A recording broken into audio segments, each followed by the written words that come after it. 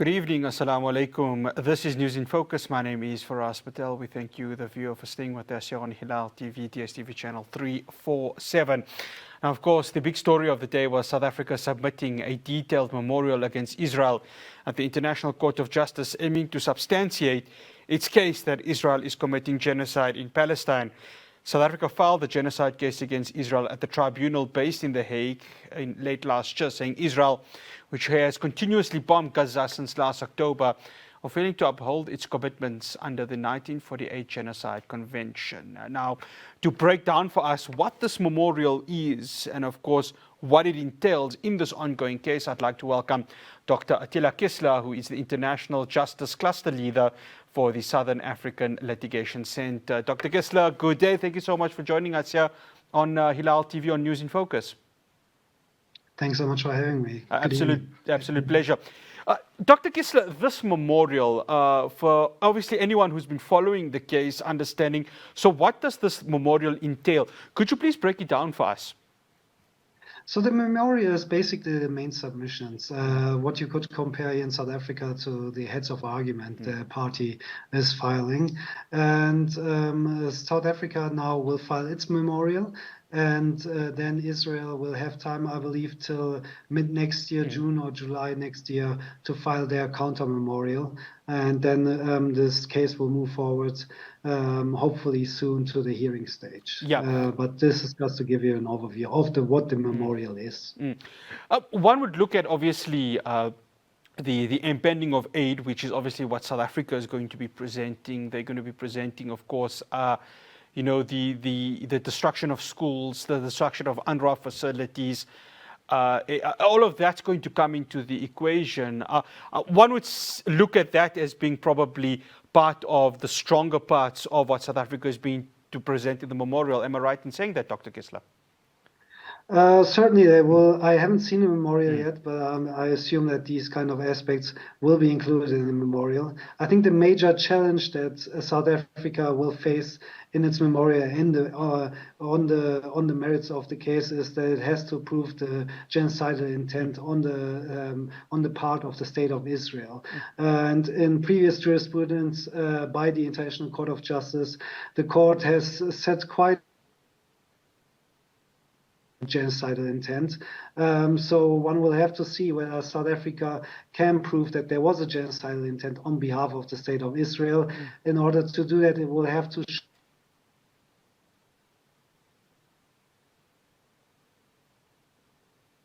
Okay, we seem to have lost Dr. Kisla. We're going to hope to try and... Dr. Kisla, are you still there with us? Yes. Yes, please do continue. South Africa will have to show a link between the comments made by state officials that we have also seen. I think a group of the Palestinian people. Dr. Kisla, we hope to still have you on for whatever time is available. One of the, of course, when it comes to Israel, Israel has now up until mid-July to go ahead and file its counter-memorial. From your understanding, is there a reason as to why they have this period of time in terms of filing the counter-memorial? I think it's nothing extraordinary for the court to give the opposing side this much time to file their counter-memorial. So we have seen in the previous other cases, for instance, that the parties had quite some time, and some parties sometimes ask for actually an extension of the time. So it could be up to a year that the other party is filing their counter-memorial. So it's nothing of the extraordinary in this case. Dr. Kisla, the importance of this from a South African perspective, of course, you know, it's been, what, 10 months in the making. I mean, tomorrow, the 29th, would actually be the first day that South Africa had filed its case. It's taken a long time. It's 10 months into it. But how important is this memorial going to be in really strengthening South Africa's case, given that in the court of public opinion, you know, South Africa seems to have the upper hand, but this memorial is going to have to, it's either going to strengthen them or weaken them in many aspects. Exactly. So this memorial is the most crucial aspect of the merits of this case, and that's why the memorial of South Africa is so important to South Africa's case and proving that Israel has committed breaches of the Genocide Convention. So the importance of the memorial cannot be overestimated here, and unfortunately. The proceedings at the International Court of Justice, they take time, but like you said, the proceedings, even if it's just filing the memorial, I think they further inform the public opinion and shape the public opinion and also the opinion amongst the international community. And we have seen already at the stage of the provisional measures that South Africa's submissions and the provisional measures, of course, by the court have ignited some kind of initiative among the international community, where there was the case that was brought by Nicaragua against Germany, other initiatives at the UN level. So in that regard, this case has already shown its impact. You mentioned Nicaragua, and of course, they're one of the countries that have joined South Africa's case. Turkey is one of them. Spain is one of them. There's a few other nations that have also joined. What do those countries bring that South Africa hasn't already brought? I think what they will bring is of course, their view on their legal observations that they might consider relevant for the court's assessment. So far we have only seen of these states their declaration to intervene, but we haven't seen any kind of structure or outline on the substance on which aspects of the case they will intervene. So it remains to be seen what kind of contribution they will make. One final question, Dr. Kisla. 1948 Genocide Convention, quite an important piece of documentation. If we look, of course, from there up until now, the genocides that have occurred in the world, no less, of course, the Bosnian genocide and, of course, the genocide that happened in Rwanda. For those who maybe do not have an understanding of it, Dr. Kisla, could you maybe break down what it could be that could strengthen South Africa with regards to this convention? What is it that Israel, on paper, because a lot of things are based on paper, would need to do in order for them to have broken this genocide convention and for there to be, from prima facie to actual genocide that is occurring in Gaza?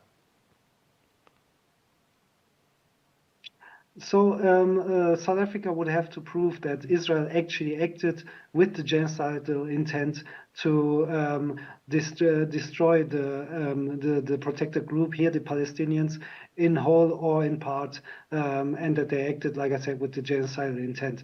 And the Genocide Convention in that regard sets out various acts that might amount to breaches of the Genocide Convention. And like I said, the main aspect of this case or challenge of this case will be to prove the genocidal intent in this matter. Dr. Kisla, thank you so much for joining us here on News in Focus on Hilaal TV. Much appreciated. Thanks so much. That's Dr. Atilla Kisla, who is the International Justice Cluster Head for the Southern African Litigation Centre. Well, the death toll currently stands at just over 42,000. Northern Gaza is going through a massive siege.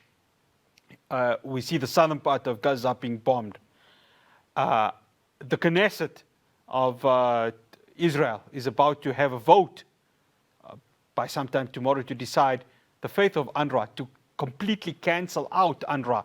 UNRWA, who has been such a huge contributor to helping so many refugees within Palestine. If they were to take that out, what does that mean? Isn't that not a breach of the Geneva Convention? Let alone the fact that there's starvation happening, no lack of water, no lack of any basic human requirements. It's there. If you're seeing it, this genocide is actually being live streamed. So we ask ourselves, how much does this memorial now add to it being officially on paper? Yes, in the court of public opinion, Israel's clearly committing that. But everything is done on paper and there is international law that must be respected. So South Africa filed their case Of course, we hope to hear or see what the memorial is about. And from there, of course, Israel now has 8 months to file their own counter-memorial, which they probably will. And then we see with regards to arguments, and then immediately after that, the actual decision by the highest court in the world. This is going to take some time. And for those families in Gaza, for those ones who have been stripped away from their loved ones and everything destroyed in their lives, they could not have this decision coming any sooner. Well, I'm going to be speaking to Khalid Kuzma after the break. The children are the ones that have been suffering due to this genocide. How much of this memorial and how much of the children being killed, 60% of the 42,000 has been children. How much of that is going to be taken into consideration when this memorial gets viewed by the judges? I'll speak to him after this break.